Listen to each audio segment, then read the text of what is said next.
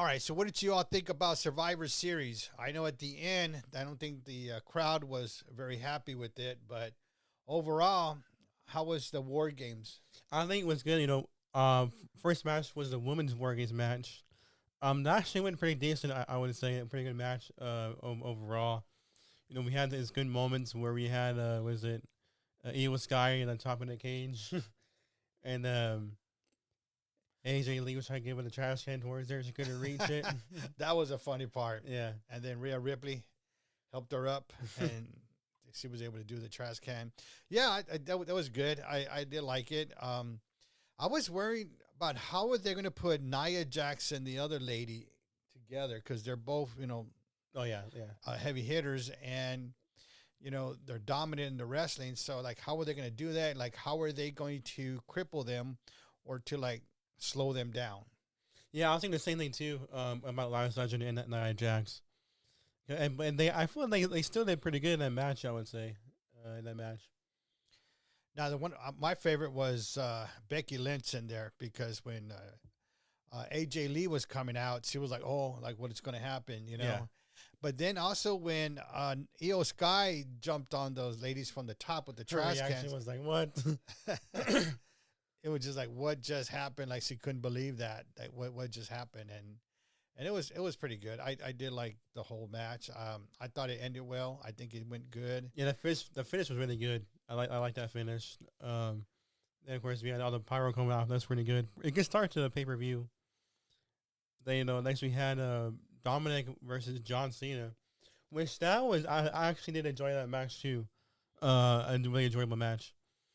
We had first Dominik taking off was it his boot or something, and kind of faking it around. Oh no! First he was faking an injury. Yes. From the outside on his shoulder, and that went on for a while, for a good about 3 minutes, 5 minutes. Yeah, because that's when Raquel And Roxanne Perez, they got in there and they got a hold of John Cena and they did some moves. But I'm glad the referee recognized what was going on.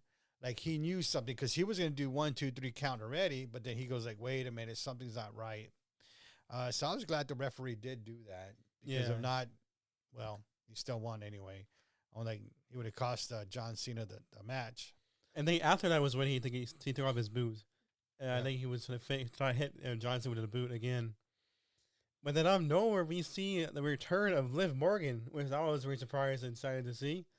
Of course, Liv eventually goes into the ring, kind of stares down Dom, and I think, is she going to slap him? And of course, she did. Yeah, because you were saying she's going to slap him. She's going to slap him. I'm like, what? And sure enough, she did. And of course, she then turns around John Cena, and I thought she was going to kiss John Cena. I'm just going to say. What? No. But then she jumped on John Cena and hugged him. And of course, that's when they realized it was all a trick, and Liv was still on Dom's side, and on all this. And of course, Dom still getting the win, winning that title, which is surprising. Yeah, the one thing I always find weird is when the referees get knocked out and they want a pin, they have to call the referee, another referee, the wrestler. Why doesn't the show automatically bring out another referee? Another referee. Yeah. Why does the wrestler need to call the referee? I was telling you, like, why does John Cena need to call the referee? The referee should just come on himself because that's when Liv Morgan came out. Yeah. And I actually thought it was pretty cool when John Cena went to each side of the entrance to I guess say hi to the crowd. So I thought that was pretty neat because that was a very small opening there. Yeah, and he squeezed through there and made sure everyone got their fan seeing interaction with him. And I think he might have been the only one that did that. Yeah, that night, yeah, he was the only one that did that. He even saw that guy with a big face sign. He goes, hey, that's you. Yeah, he goes, that's you. Yeah, that was pretty neat. So, but that was a good match. The ending was good. A surprise ending. I know you liked Liv Morgan coming back. So, what was next then? What was the next match? It was Stephanie Varcourt versus Nikki Bella. Yeah. She got the win, and she really got the best of Nikki Bella, thinking that Nikki Bella could step up to her, I guess, whatever her status, I guess. But Nikki Bella thought she was going to do better than what she did. Yeah, I thought the same thing too. Whatever that move she did it.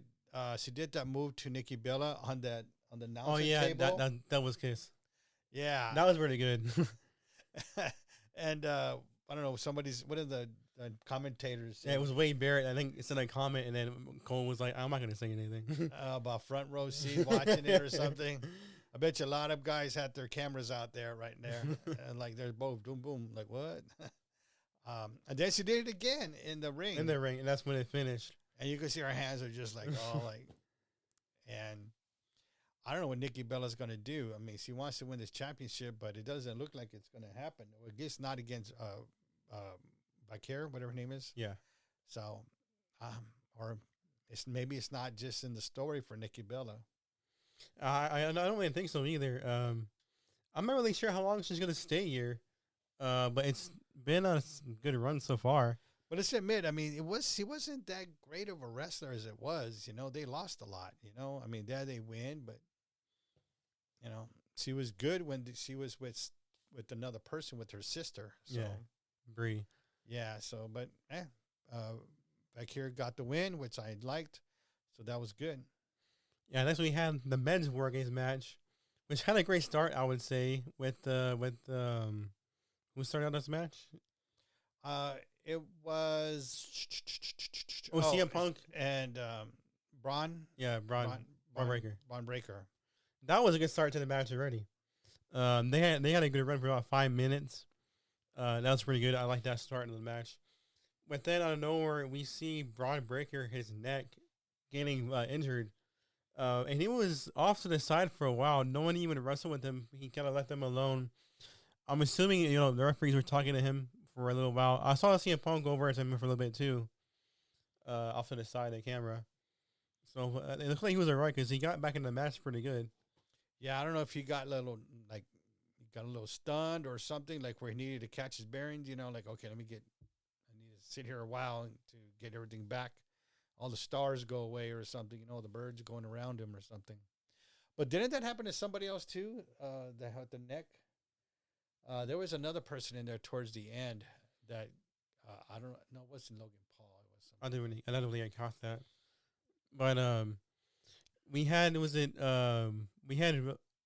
Jay coming out towards that was pretty good. That was more towards the end because Cody was in the beginning. I thought Cody was going to be towards the end, but they put Jay in like second to last. The thing is with Cody Rhodes is that he gets beat up a lot. Yeah. And then in here, he gets beat up a lot. I don't know why he needs to change his wrestling style to be more, yeah, it's okay to get, you got to take your turn, but he does it a lot. Like, I don't know if that's just part of his gimmick to get beat up a lot, I think you should cut your time shorter than what it is, somebody controlling you. Oh, yeah, for sure. More than that. Like it's always been like that with Cody. Of course, we had Jay coming out. And of course, everyone's getting all hype and everything, all happy and excited. And then, of course, Jay starts wrestling. Everybody's wrestling. Out of nowhere, he runs it back with the encore. Yeah. It felt kind of random, to be honest with you. It didn't really seem right. Of course, he's on top of the cage, holding on and dancing on top of the cage. It didn't look right. It looked like one of those females dancing with a pole or something. And then what they say? Brock Lesnar came out. And that was when it got real. And that's where everybody stopped what they were doing. Yeah, and so it's squaring it up to Brock. And Brock comes in, suplexes everybody. Cody, Punk, Jay, everybody, Jimmy, everybody. I think that's what it was. It was Cody. It was Cody. There you go. Yes. That was the other one. And then we had Roman coming out, and this is where, like I always say before, I will never get tired of seeing Roman and Brock face off. It's a feud that I will never get bored of watching. Yeah. And of course, we see Brock face off towards Roman Reigns on his entrance, waiting for him to walk towards him. Yes. And then they start. Roman was the one that does the Superman punch first towards Brock. Of course, they fight on the outside for a little while. Go through stairs on the tables. Brock F5 Roman through the table, I believe, happened too. And that was pretty good of a match. Yeah, I like when Brock got Roman Reigns back into the cage, and then he closed the cage real fast, but he kind of slams it in his own face. You know, like it was that much there. I wonder if he said, "Oh shoot!" And you're like, "Man, I gotta watch did that." hard there. Yeah. But I like that Roman Reigns was able to hold his own with Brock Lesnar, because eventually Brock Lesnar, I don't know if it how he got to the side and the floor. Was it the brass knuckles that got to him? No, yeah, that's what it was. Because because the Roman speared Brock to the table. Because that was when Jay had him up. Okay. Because Brock did the F5 towards Jay, then Roman speared him. All right. So what do you think about the ending? Terrible ending. Did not enjoy that one bit. I think it was a little too fast. I think it just ended too fast the way it was. I don't know. They just ran out of time to say, just do it, or something. Like, I don't know what happened. I think they could have got into that a little bit, better, gradually getting more into it if that's what they're finished. But I think it was just too hard of a hard stop. Yeah, because that mystery man or whatever, I hated the idea of what they wanted to do there. That's right. Because it made no sense for him just to come in for 2 seconds, do moves that aren't even his moves, and leave. Because why not reveal who you are?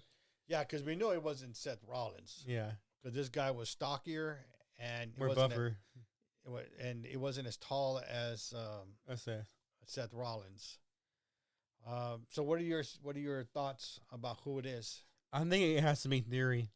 It's got to be Theory. So hopefully tonight on the Raw we find out who it is, but I think it is Theory. Were you?